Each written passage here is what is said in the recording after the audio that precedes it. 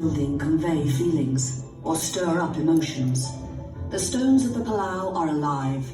They are the result of a unique moment, of the tenacity of a group of people united by their love of music and of their country.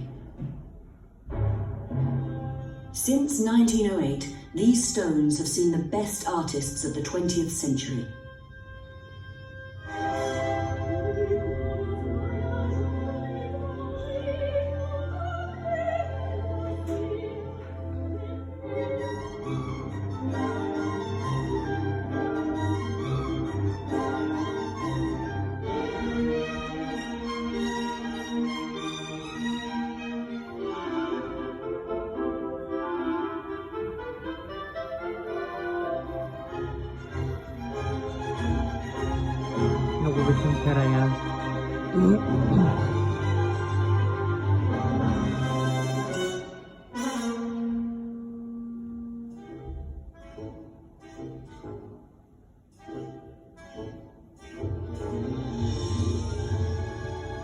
And in the 21st century, the most prestigious orchestras, directors and soloists keep performing on the same stage.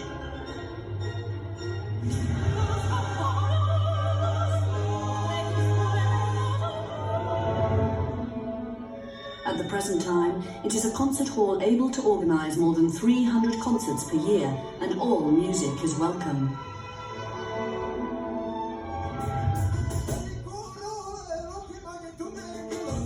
It looks like it's not really every day like this. Like it's just done for you.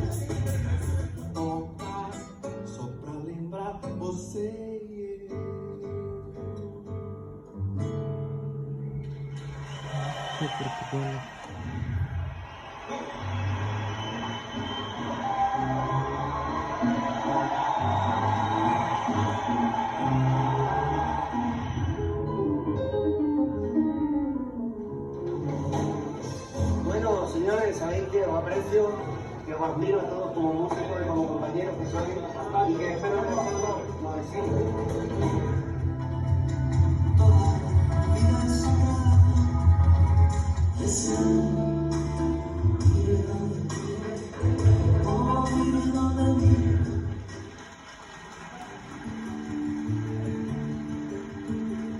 Tocar aquí és sempre arribar a casa. To understand how such a building could be made more than 100 years ago, we have to go outside and see Barcelona in the early 20th century.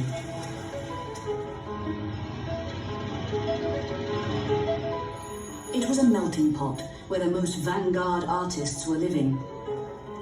The modernism movement connected with the national affirmation and progress.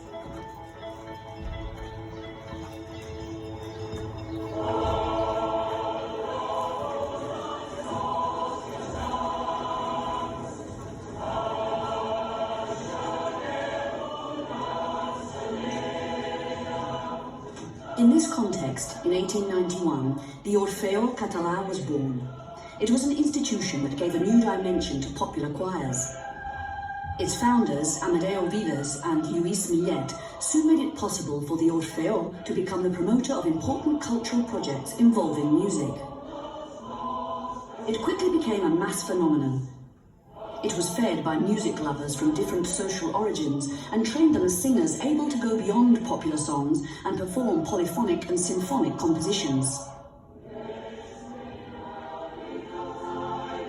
The choir organised music festivals. It did musical research and created a musical magazine. But furthermore, it quickly went beyond the musical scene and became a cultural and political reference to Catalan nationalism.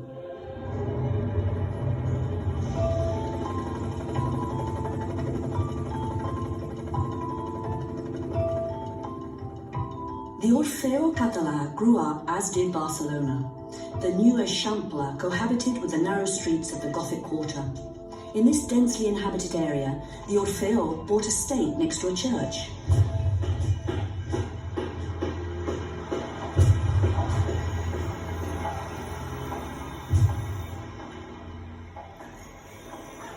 The The strength of the Orfeo was shown when, thanks to public donations, it managed to ask one of the most prestigious architects at that time, Luis Domenico Montaner, for the construction of the building.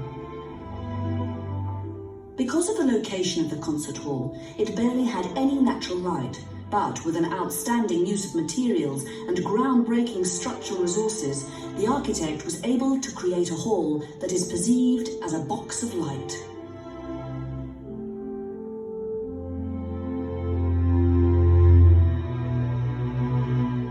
The glowworm is the sun, which sheds light on a hall with overwhelming fantasy, but at the same time is simple and harmonious. El que és absolutament únic és l'absolutament capficament de l'arquitecte, de Domenico Montaner, a fer un auditorium ple de llum i l'ho ha deixat de vidre. For high frequency, for the violins, for the flautas, I mean, it's high glass is very good. Tots fan una gran lluança de l'acústica, però tots, des de directors d'orquestra, solistes, cantants. The architect didn't let any details escape him. He drew all the sculptures himself. He had the best craftsmen under his orders who gave shape to the Palau's values, the cohabitation of the universal and local music.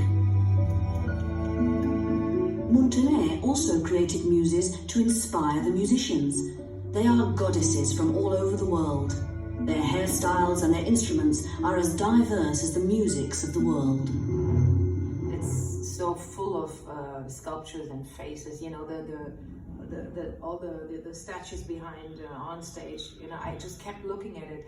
I think the first two times when I was on stage and when there was a beautiful light on the sculptures behind me, I just kept like turning around and, you know, enjoying the spirit of it myself.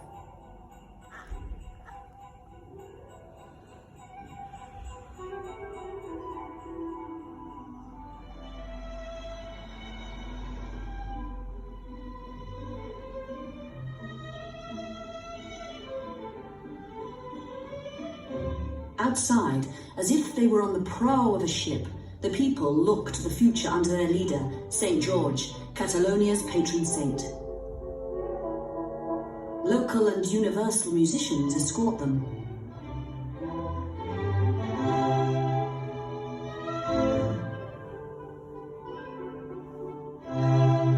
With the composition of columns and arches, the combination of glass, bricks and pottery mosaics, Domenico Montaner was capable of transforming a space with no perspective into a porous facade, an invitation to come in.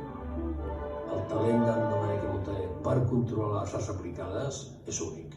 Això és evidentíssim. O sigui, com va treballar amb vidrers, ceramistes, escultors, com va coordinar tot això amb una obra, això és un cas extraordinari. Indoors, following the modernist passion for nature, we can see a combination of columns with flower motifs, stained glass, bricks and mosaics, which create a fantastic atmosphere, a garden with no night.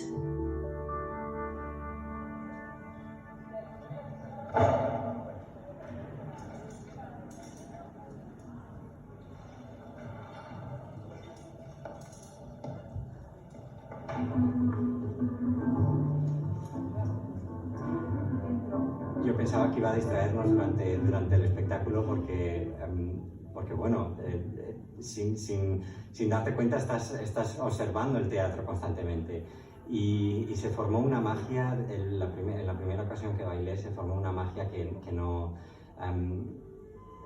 llegamos a formar parte, era como si fuera una caja de música y fuéramos parte de los bailarines de esa caja de música tan maravillosa.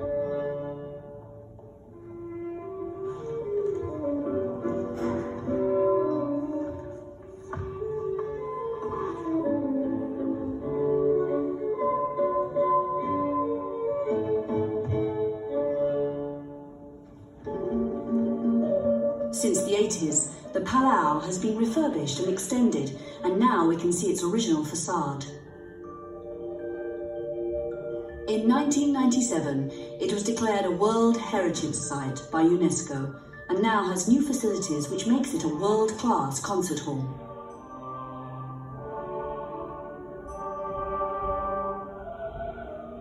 Furthermore, the Cor de Cambra del Palau, created in 1990, has become one of the lead choirs in the country and all over the world. El Cor de Cambra and the choirs of the Orfeo Catala, with its choir school, make the Palau an institution that goes beyond the concert hall. The Palau has always been a private property that, thanks to the help of public administrations, faces the future as a vanguard and cosmopolitan space devoted to culture and social events. All of this so as to achieve the same goal that motivated the sponsors of the Palau more than 100 years ago: a place to move you.